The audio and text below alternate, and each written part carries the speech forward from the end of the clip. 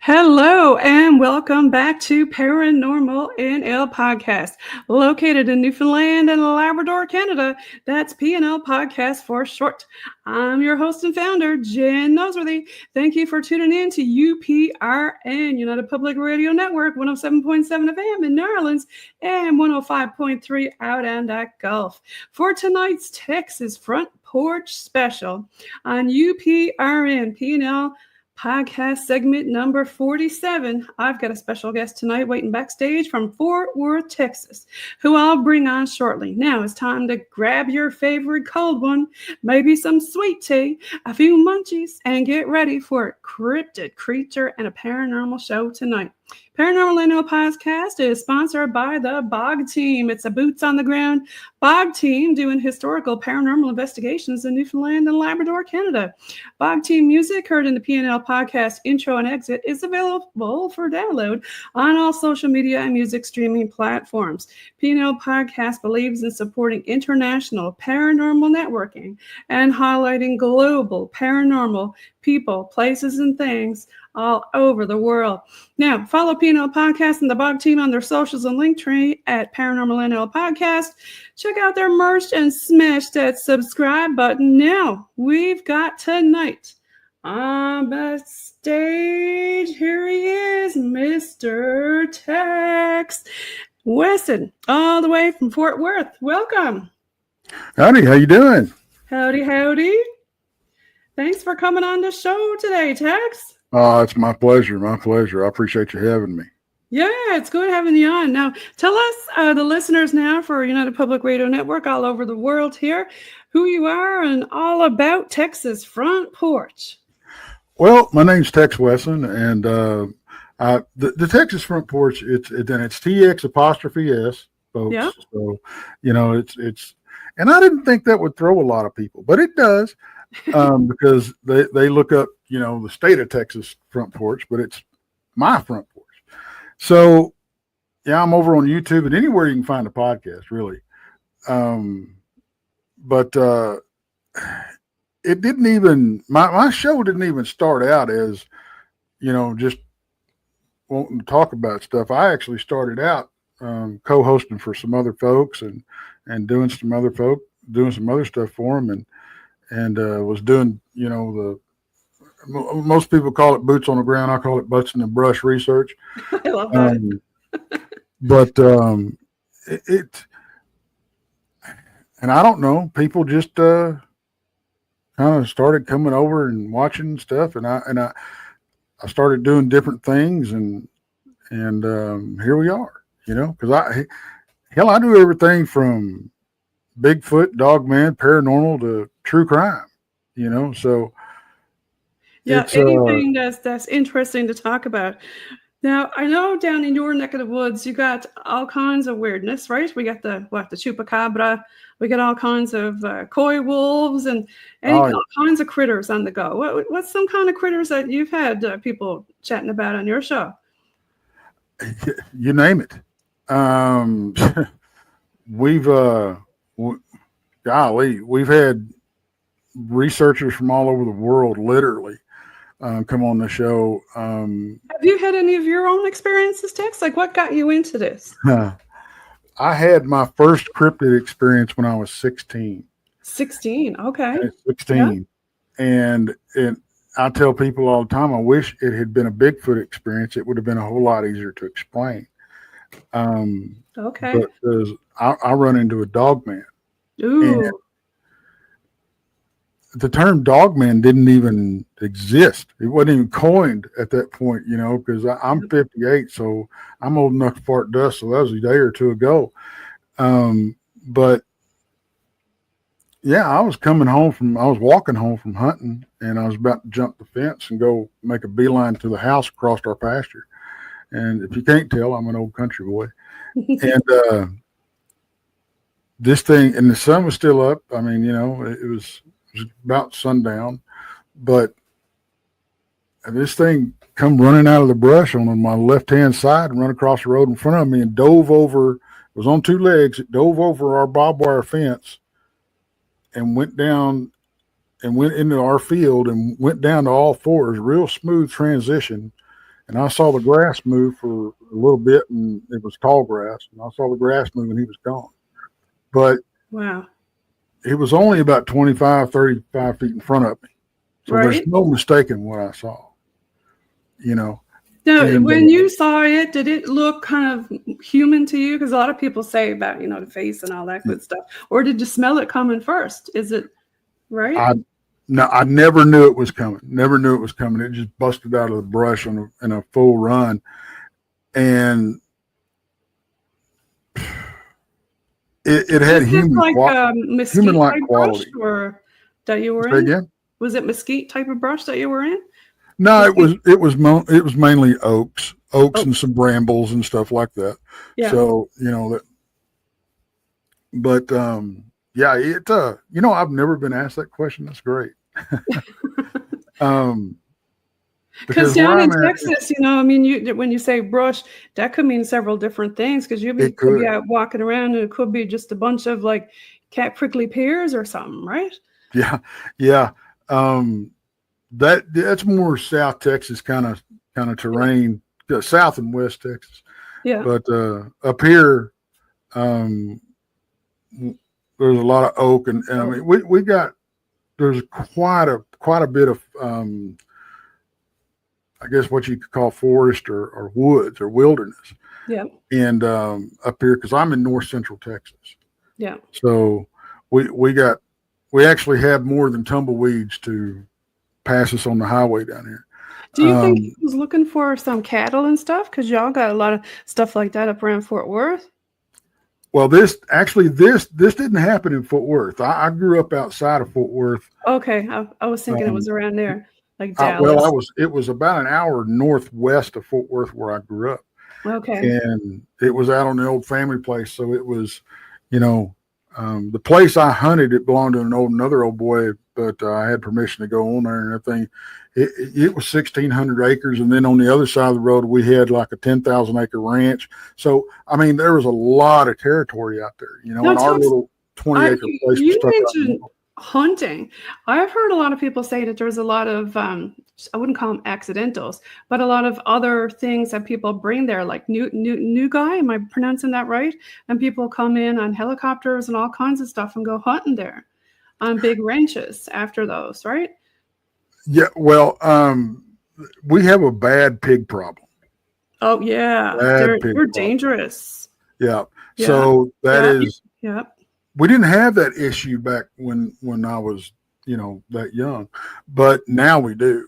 Oh yeah, I mean, you go camping, sure, and you hear the woods rustling, and sure enough, pigs, or even just traveling, from the Rio Grande Valley up to even just a Corpus. We almost got hit a whole family of pigs crossing the road. It was wicked. Yeah, we that's really the biggest. That's one of the big reasons I even carry a sidearm when I go camping, because it's such a big pig problem, and I worry about. There's lots of stuff for it to eat. That's why I mentioned all these different things, all these different animals. There's lots of big game for it to go hunt. Oh yeah, absolutely. And we would always hear stories about, a calf come up missing, or a mare drop a foal and they get tore up or go missing or whatever. Right. And you think, okay, maybe a big cat or something, because there are big cat sightings down there. I've had. Oh yeah. Oh yeah, we have big cats. We've got they're rare, but they move through their territory, and we'll see them every few months, because I think a big cat has about 350 square miles of territory. Yep. Okay. And they just continually move through it, so they don't run out the game, in one area. And if they're in a prime habitat with the tall grass and a river, the Rio Grande River is perfect for them to hang out around. And I was around an area one time and had this, sick feeling, and I saw some scat, and I was like, that ain't like pig scat. It's not. I was trying to figure out, what is that?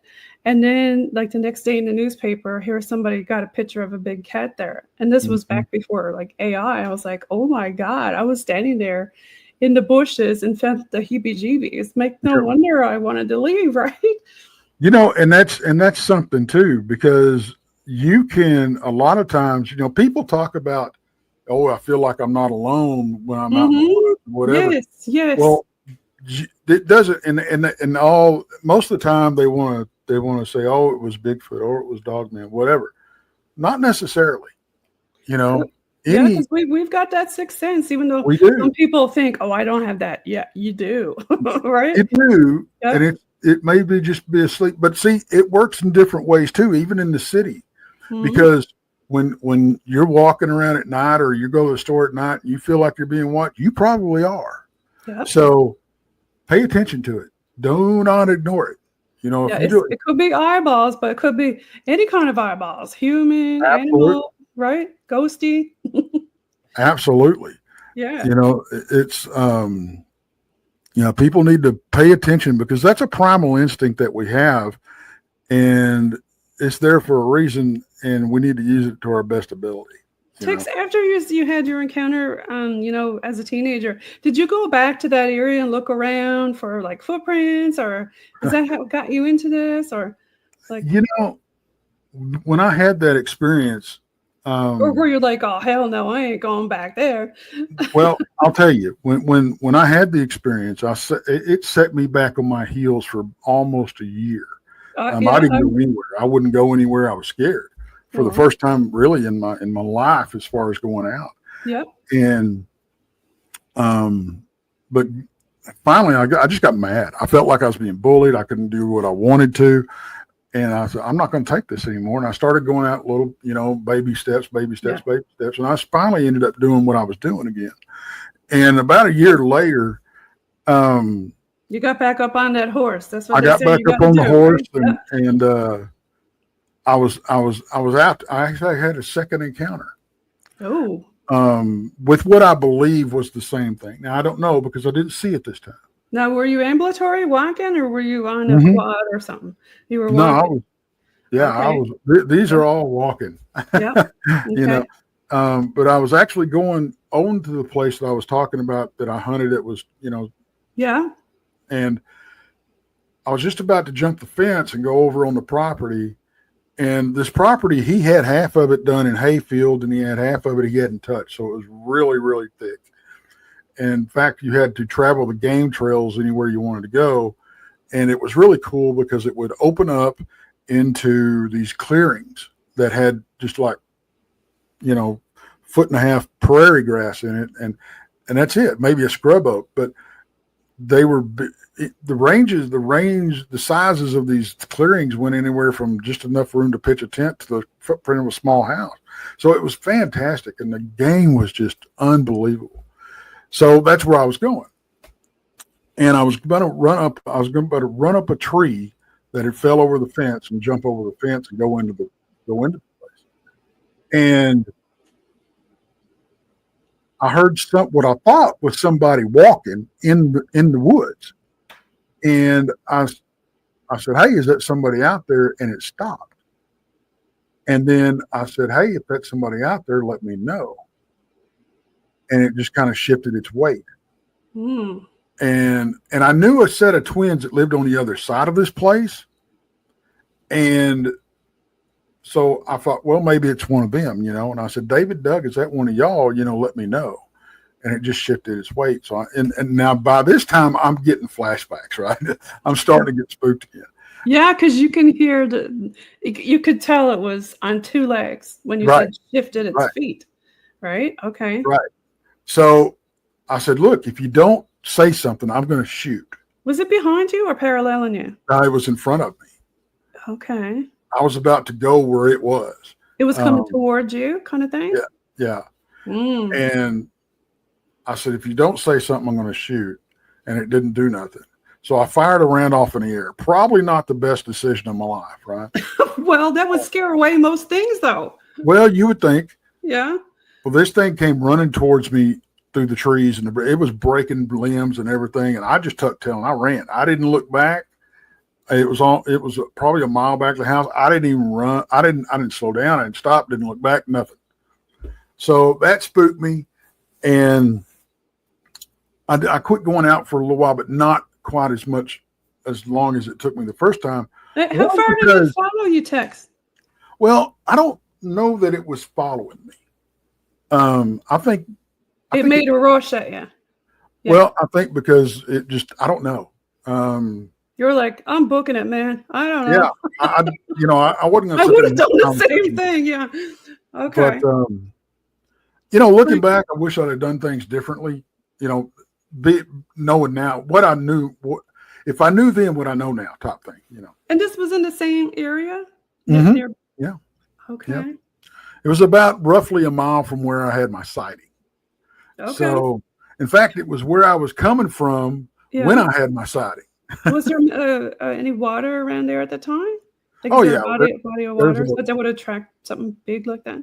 Oh yeah, there's a spring-fed pond right there, and all right, plenty of game, and of course you got horse ranches all over the place and cattle ranches.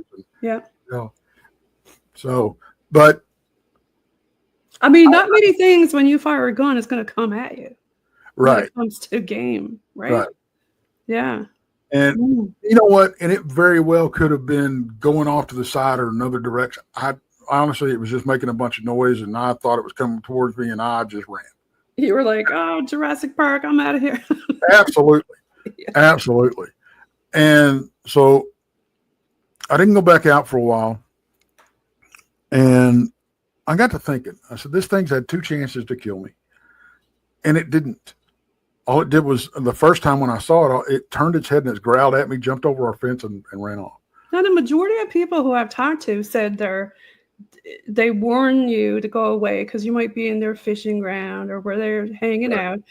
But, I've also heard the opposite, where they actually tear the crap out of your car and stuff and cabin. So I wonder, and they follow you back to where you were, obviously, like a dog would smell you and come after you. It makes you wonder. It does. It does. In fact, I'm doing a friend of mine sent me a TikTok video of all freaking things, about a study that was done on dogs and their owners and the connection between them. And it got me to thinking, and I'm one of these people where I pull a string and the whole thing starts to unravel and I go down rabbit holes. And when I started thinking about this video, and because it was a study done back in the probably early 90s, because they were using beepers to conduct the study. Like Pavlov's dog or something. Yeah. So what they did was they had cameras monitoring the dogs at home. Okay, and it was double blind. They had cameras monitoring the dogs at home, and then they had the owners have a beeper, and then they had somebody at a base that these owners would go away at least 5 miles away. Right. And then when their beeper went off, they had different numbers that would come across. They had beepers go off, and it would signal them to, okay, I'm going to come home now. Okay. So, and then they would watch the dog's reaction when the owner made the decision to go home. The dog would get up and go to the door. Right. Okay. And then if they sent another page to the owner, saying, okay, stop or make a stop or go or turn around, go back to where you were. The dog would go back and lay down like there was nothing going on. Yeah. It makes me think of like Caesar Milan and those kind of things. Like if you're calm, they're calm. If you're anxious, they pick up on all that, right? Right. But think of the connection that's got to be there, because you're talking about a dog that is at home and their owner is at least 5 miles away. And it's and it can pick up on the owner's decision to come home and goes to the door to wait. not when they hear the vehicle approach. Yeah, that was going to be my question, because my eyes were going, could it be the vehicle? Because they could hear it maybe 5 miles away, because they got great ears. It makes you wonder. Yeah, this was and the thing about the weird thing about it is one of the weird things about it is when they would get another beep, if they were on the way home, the dog, and the dog reacted, and Papa or Mama's coming home, right? Right. And then they would send another page to the owner and say, okay, turn around, go back to where, go back. When that decision was made by the owner to turn around and go back, dog lost interest and went and laid back down. Yeah, it does make you wonder, how are they connected like that? Right. So my next question was going to be, have you gone back to that place in the woods and brought a dog whistle? I have not done that. That would either piss him off or attract him. That unfortunately, though, that my sister still lives out there on the old family place, but it's not what it used to be.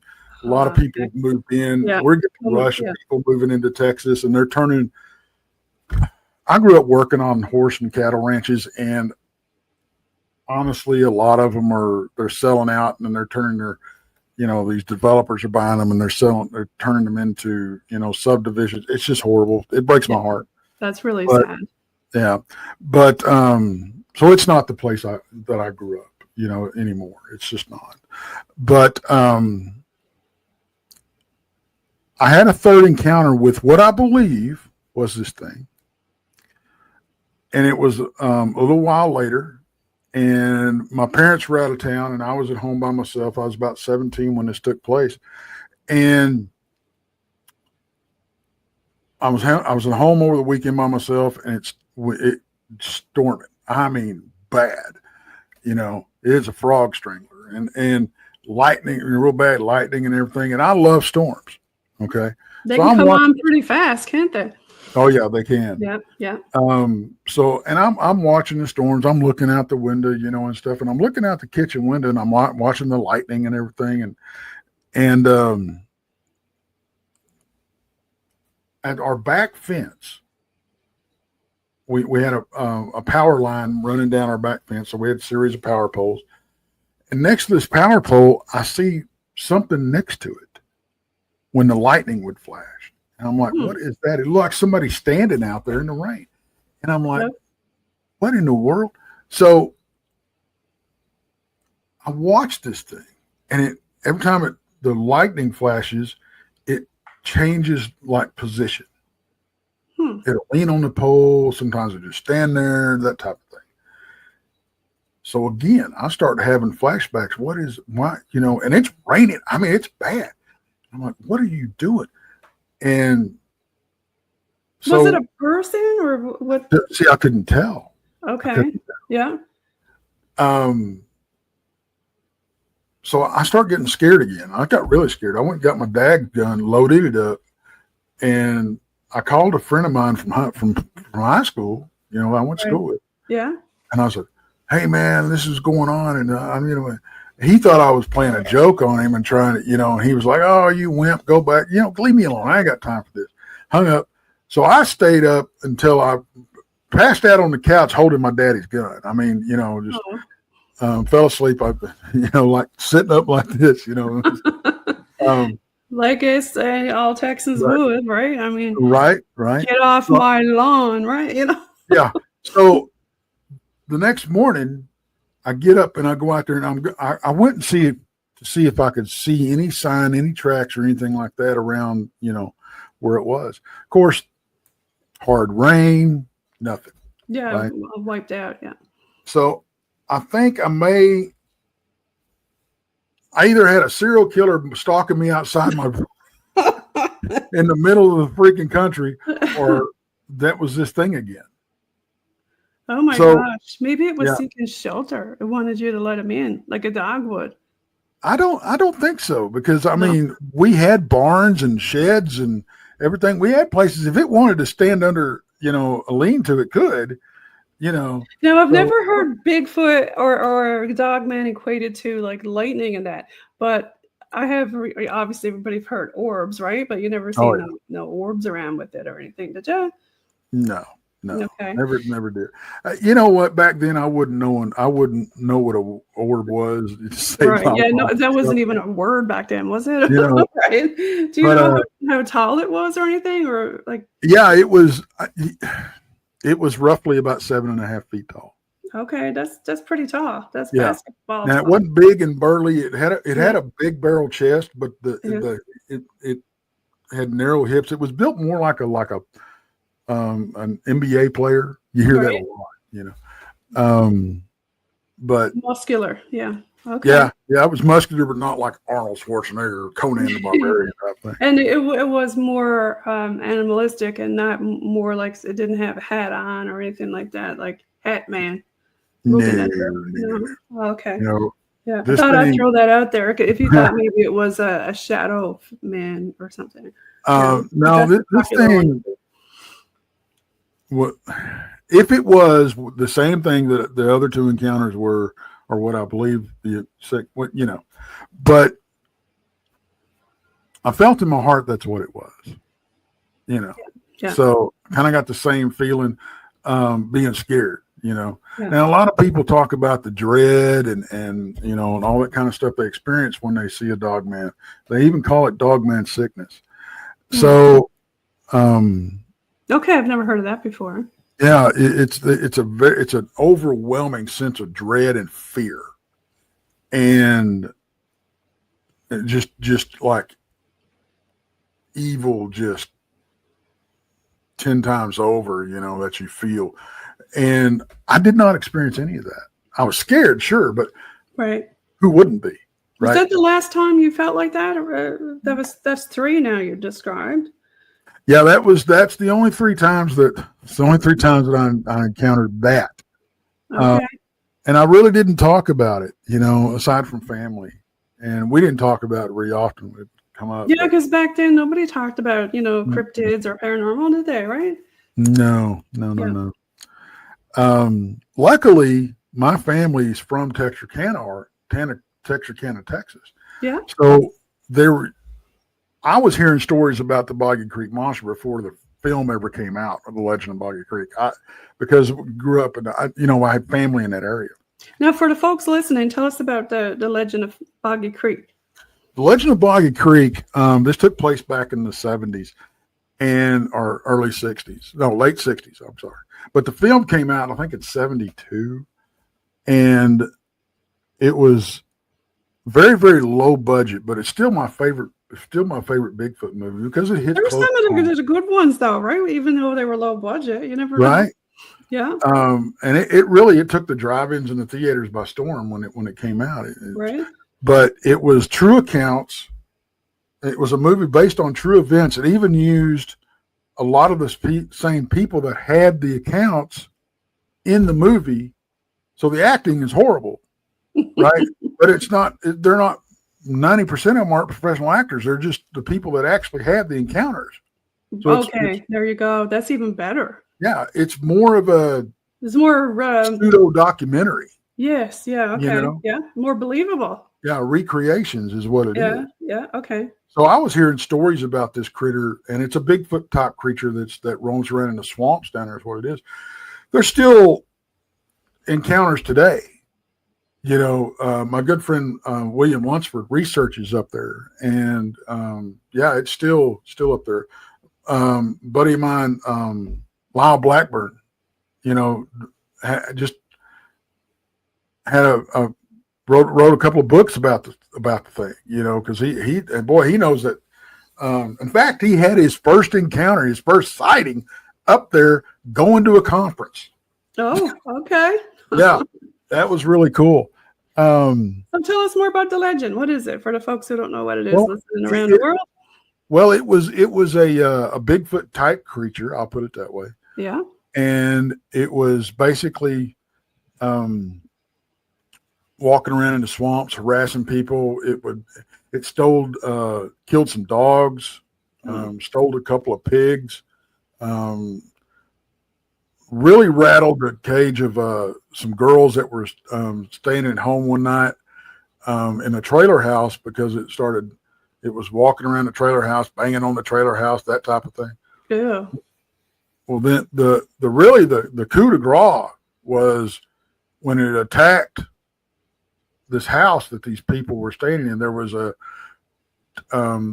these two women, their small children, and their brother-in-law. That was there. The two husbands were out at work. Right. And this thing started coming up on the porch and actually busted through the bathroom window and tried to get the guy that was sitting on the toilet. Oh my gosh. Oh yeah. Can you imagine? And then also put its hand through the living room window. No. And then got a hold of the brother-in-law out on the porch and almost killed him. Put him in such a state of shock that they had to take him to the hospital. So, and I mean, this is very, very well-known legend out there. I mean, it's become such a legend that in the town, and this took place in Falk, Arkansas, which is you could spit real hard and hit it from Texarkana. Okay. But now in Falk, Arkansas, there's a Monster Mart. They've embraced it. Okay. Monster Mart. I'll tell you a little something that ties back to the Dogman, because I spoke at the Falk conference last year. Right. And when I was up there, I'd never been to the Monster Mart, so I went to the Monster Mart. I walked in. It's got basically two rooms, right? And I walked through the doorway of the second room and froze in my tracks, because in that second room there's a life-size bust of a dog man. Oh. And it looked very, very, very close to what I encountered. Similar to what you saw. Yes. Now, your dog man, did he have, I know this is Bigfoot over here, but did he have any kind of bareness on his face, or was it more his nose, more like a snout? It was a blunt, shorter snout. It wasn't the long wolf snout or German Shepherd snout or anything like that. Like a pug snout. It was flat. Kind of, I guess, not pug, but a little bit longer than a boxer, maybe a pit-like thing. Okay, yeah, gotcha. But it rattled me. One of the weird things about it is the hands they were human-like, but they were not human. It looked like a cross. If you took a cross between a raccoon hand and a human hand. Mm-hmm. So long fingers. Yeah. Were the arms really long? Like longer than normal? Not that I remember. No. Yeah. And every time I draw it, I draw it without a tail. I don't remember a tail.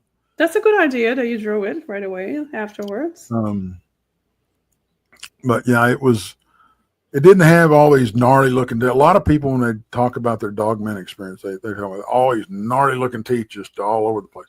It wasn't like that at all. It's very, very canine like, as far as the teeth goes, and the eyes. They weren't, but nothing special. They weren't like yellow or red or green or anything. Some people try to say it's a bear with mange or something. What's your theory on that?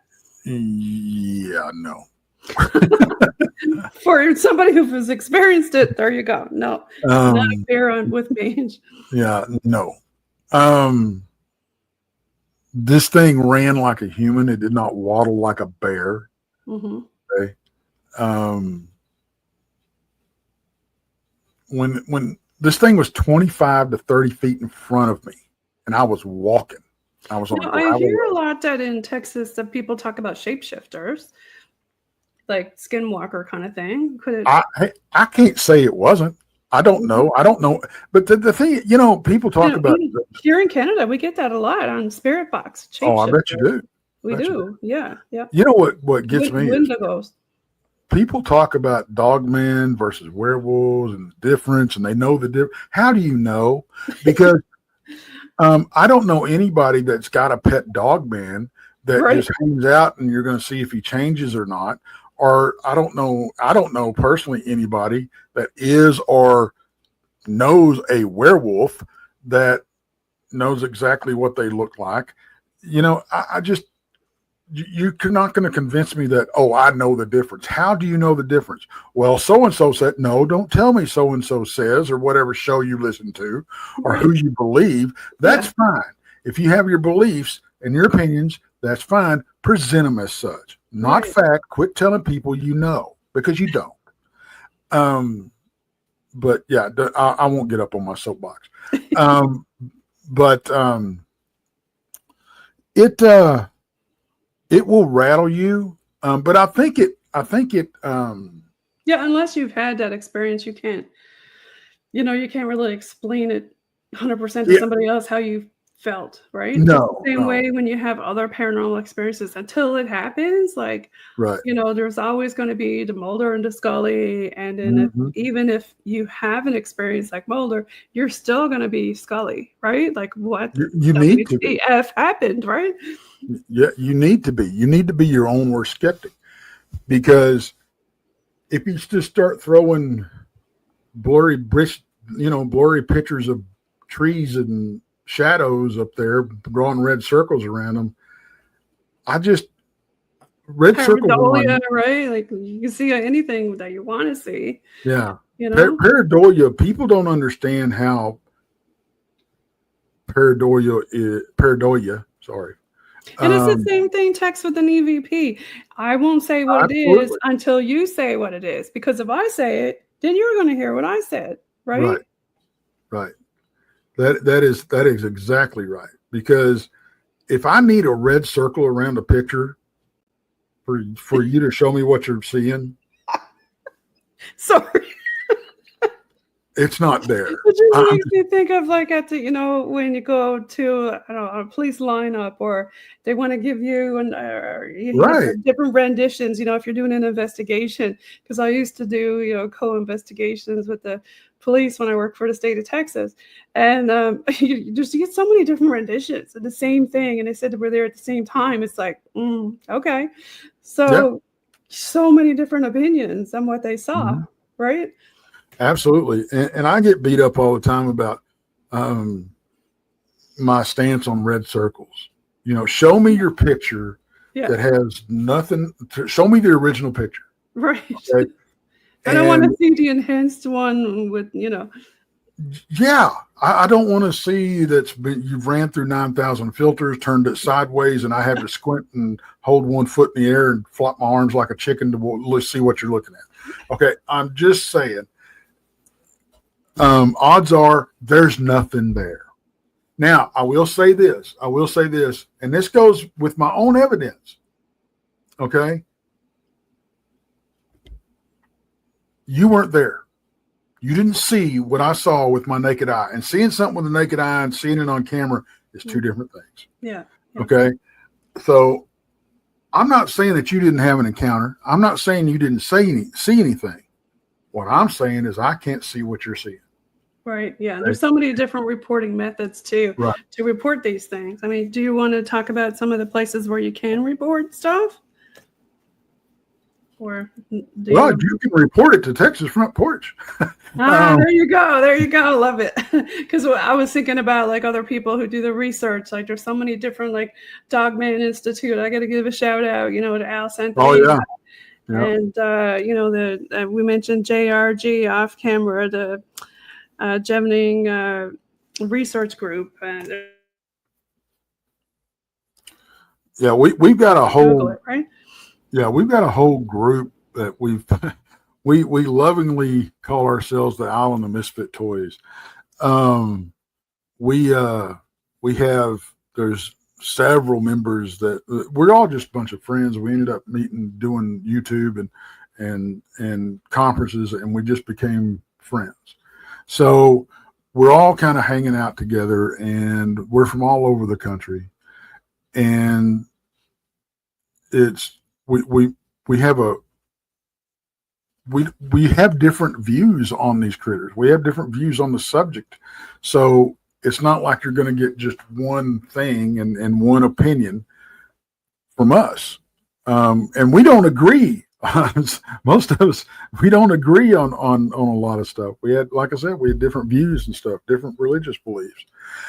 And I think that helps because I wasn't the first to do this, but I think I was among the first to do this. We had, when I started doing cryptid research, which was many, many, many years later after my encounters, because honestly, I didn't want nothing to do with them. I fell into outer space for a second. Sorry, y'all. Oh, hey, I got you covered. That's the wildfires.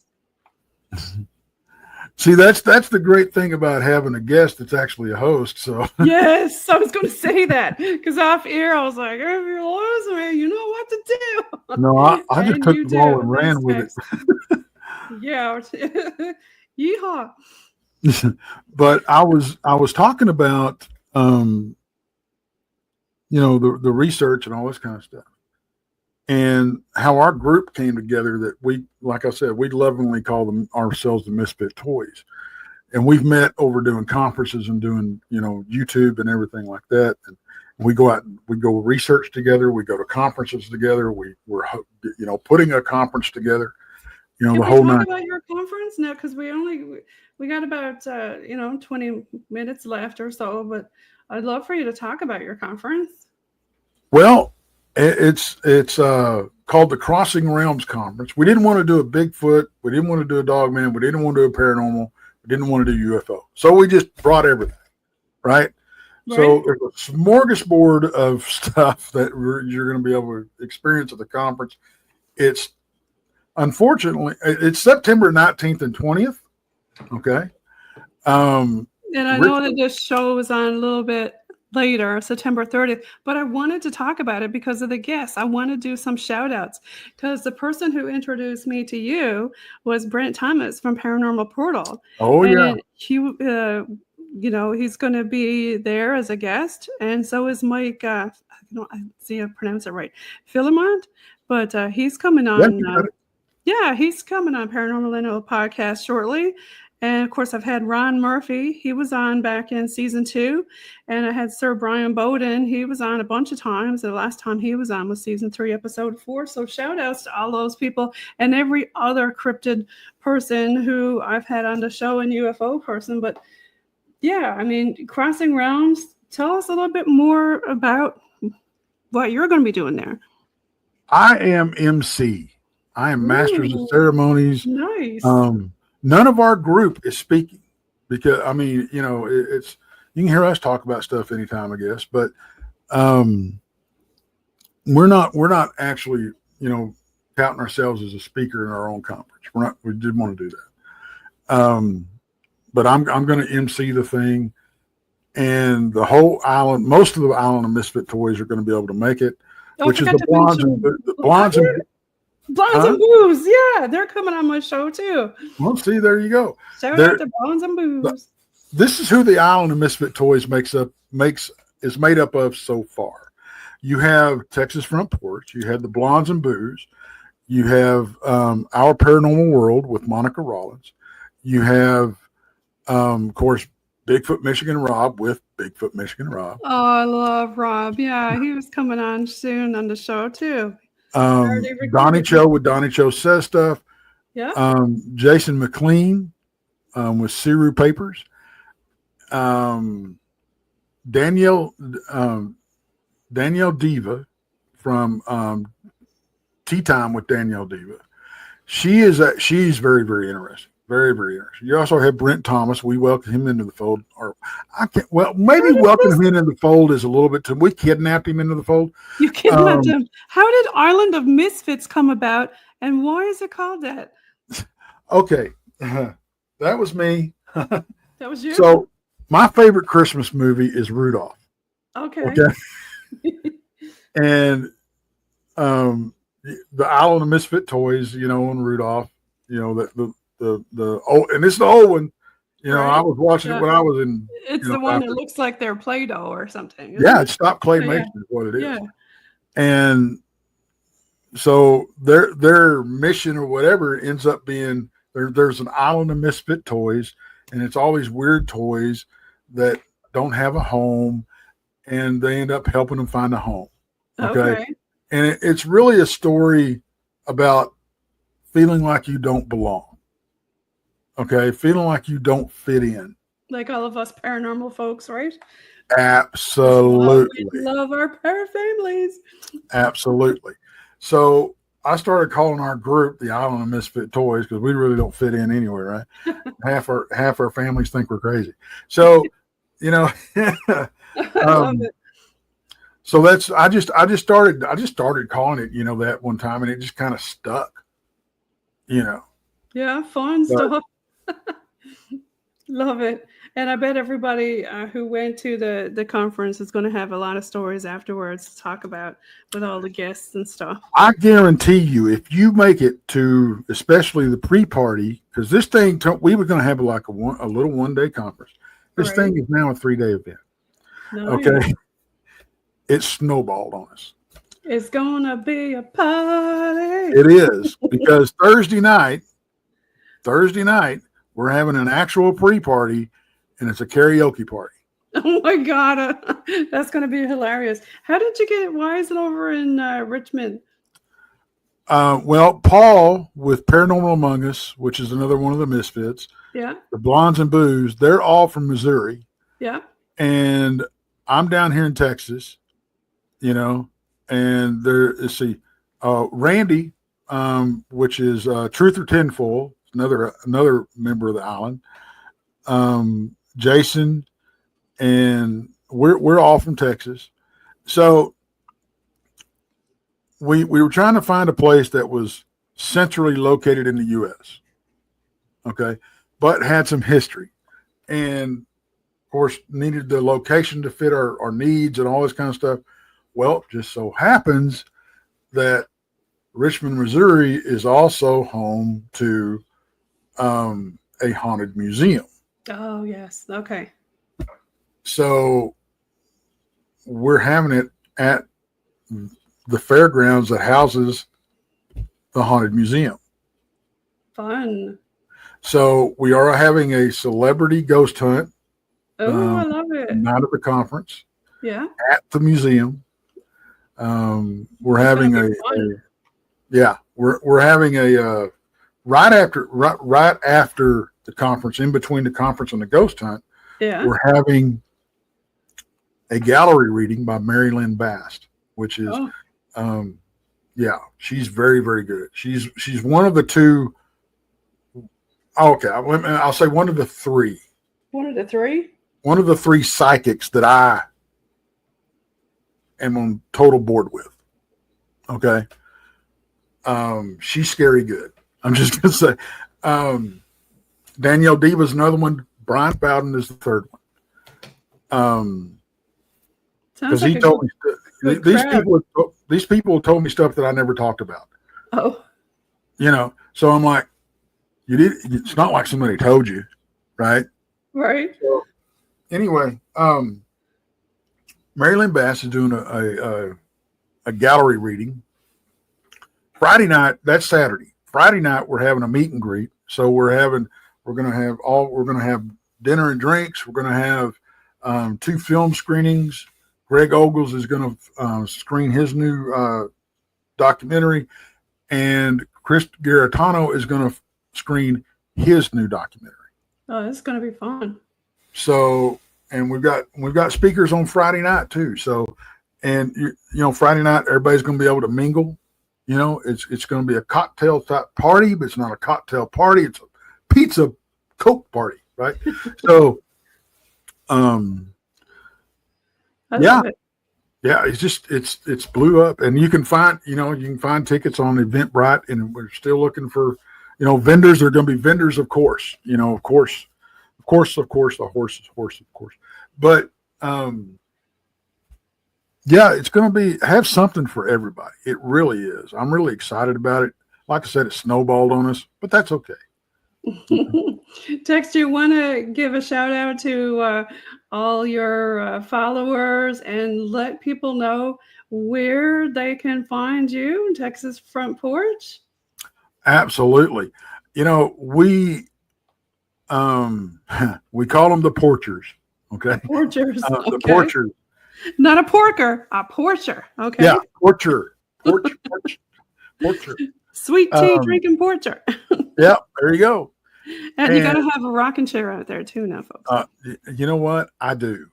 Yeah. And I love my rocking chair. Oh, yeah. I love my rocking chair. I love my tea. I got one out in my porch too, up here in Canada. Go. Did you know, fun fact, did you know that a rocking chair is the healthiest chair? Oh, yeah, I can imagine. And it's even great for the ST's method. Shout out to paranormal stuff. Good things all around. That's right. Yeah. Real quick, I want to talk about. I think I can squeeze this in. I just don't get on air and talk about this stuff. I do go investigate. We are doing a private investigation on a 2,000 acre piece of 2,000 acre land, private land. Okay. There's nothing but cows and gas wells on this place, and it's locked up. Okay. But they had reports of dogman. They came to us. They found me at a conference, and the couple needed help. They look, we got dogman, we got something else going on, all this kind of stuff. Can you help us? They had other researchers come out there, get scared, and leave. Oh. We have now been out there probably a half a dozen times, and when we go out there, we don't go out there and well, I don't consider boots on the ground, butts in the brush, going out, walking around for a couple hours, jump scaring at everything that makes noise. That's not researching. No. That's not researching. No. We go out there and we spend a week out there. Do you put out trail cams and everything too? We put out trail cams. We put out audio recordings. We go around at night. My favorite thing is solo. Yes. I'll take off out in the woods solo by myself. Now, Tex, have you done solo on a horse? Because they say that if you're on an animal like that, then it won't spook other animals. The only thing that would spook a horse, me doing research on the back of a horse, is me getting on the horse. Okay, the horse is going to look at me and go, "Oh, now you're from Texas." Yeah, well, the horse is going to look at me and go, "Oh, hell no, that big son of a bitch ain't getting on me." We had to get you at Clydesdale. Right, exactly. But no, I'm no stranger to horseback. It's just I get you. I totally get you. I've got lots of horse stories. I'm a little too doughboyish to be doing it now, but I'm getting there. I want to get back on the horse, literally, because I lettered in rodeo. If that ain't country, I'll kiss your butt. But so anyway, I mean, how many people do you know that lettered in rodeo and won the swine production award in high school, and that's their acclamations? Yes. So there you go. There you go. So, but anyway, we're doing that private investigation. We've been out there several times. We'll spend upwards to a week out in the field. My main research area, and that's down here in North Texas. My main research area is Brown Springs, Oklahoma. Which, if y'all look Brown Springs, Oklahoma up, that's very, very. That's a hinky place. Place.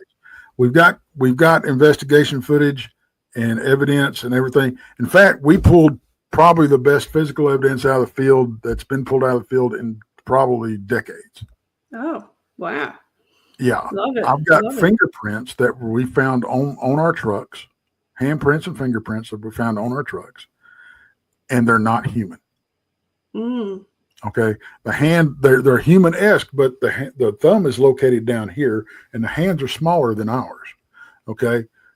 Not only that, the fingerprints, the dermal ridges go horizontal.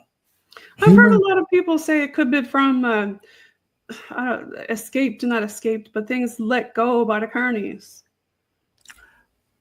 Sure. Like orangutan or something, but hey, I mean, how could that really survive though? And I don't know. Who's to say? Maybe they did. Who knows, right? Well, there is a population of monkeys in South Texas. Yeah. Yeah. Same as there was lions and tigers. Not lions per se, tigers more so. Well, we got tigers in Oklahoma, believe it or not, that escaped from the Tiger King Ranch. Right. But you got monkeys out in Florida. There's monkeys all over the place. But the thing about it is, these handprints, they're not primate, they're not human. They are a cross. Okay. And the fingerprints, the dermal ridges go horizontal. Now, the Could they human, be extraterrestrial? well, I can't rule that out, but a human fingerprint goes swirls without fail, swirls. Now, the interesting thing is, I was bumping around the internet several weeks ago, and I've ran across this article and this picture of this thumb, or is either a forefinger or a thumbprint, they don't know which, out of France, okay, that they found next to a cave painting that they dated at 48,000 years old. Really? Yes. It's pretty much identical to the fingerprints that I pulled off my truck. Wow. So I don't care. I'm not saying we got Bigfoot roaming around. If you want that argument, I'm not saying it's Bigfoot. I'm not saying it's alien. I'm not saying it's this. But whatever it was, something was with enough DNA in it to have the same fingerprints, was running around 48,000 years ago, put handprints on my truck in 2023. I'm just saying. That's weird. What?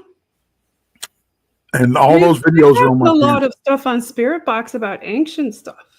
Yeah. Yeah. Like I've been here thousands of years and stuff like that, which gives you the heebie-jeebies, right? Like, what am I talking to, you know? Yeah, I've had some run-ins with spirit boxes, and I've had some pretty creepy experiences with those. Yeah, sure. 100%. So it's time for more shout outs. I'm going to put you up on the screen. I see you got some merch on. You show us your t-shirt. Oh, yeah. It's got my logo on. Porch. Love it. Check it out. Yep. And he's got his logo on his mic there in front of him. I do. Yeah. Yeah. So where can people find you and your merch and all that good stuff? And do you want to give any shout outs to your fans? Oh, absolutely. I love my fans. They're the most respectful and knowledgeable people as far as, fans go. I almost hate calling them fans. They're more like family. I mean, we stay in touch. Right. There you go. I have an email. I have a phone number. So you can email me, you can text me, whatever you want to do. So, but yeah, don't forget it, folks. It's PEX' front porch. And we're on YouTube and anywhere you can find a podcast. We do have a Facebook group or page or whatever it is. I don't run it. Jason runs it. But if you say, please get this message to Tex, he will send a message to me. Okay.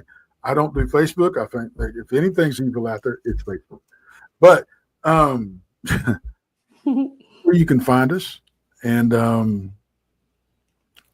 we're all over the internet. So, Well, thanks so much for being on the show today. We really appreciate having you on, Tex. You're making me homesick for Texas. I know I was telling you off here. I used to live down there for about 20 odd years. So, yeah, miss me some Texas. Well, I'll tell you what, you come down here and visit, girl, I'll put you out in the woods. Oh, that sounds fun. We'll have to go out on the horse. There you go. Now, everybody, you're listening in on UPRN, United Public Radio Network, 107.7 FM in New Orleans and 105.3 FM on that Gulf. We're going to leave you here now with some Bog Team 80s metal music. Thanks for being on the show, Tex. Everybody follow Texas from Porch. Thank you. Peace out. Bye, y'all.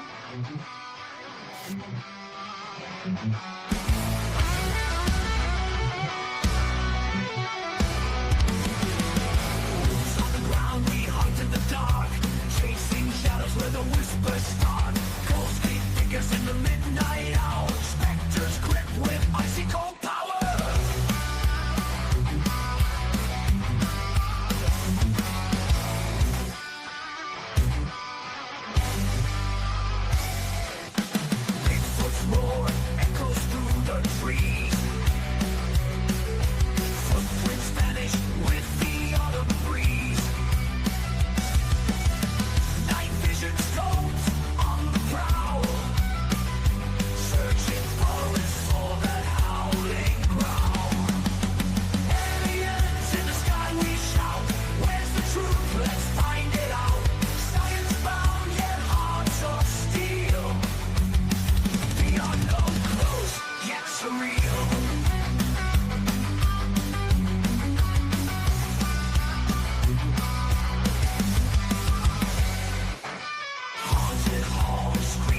boy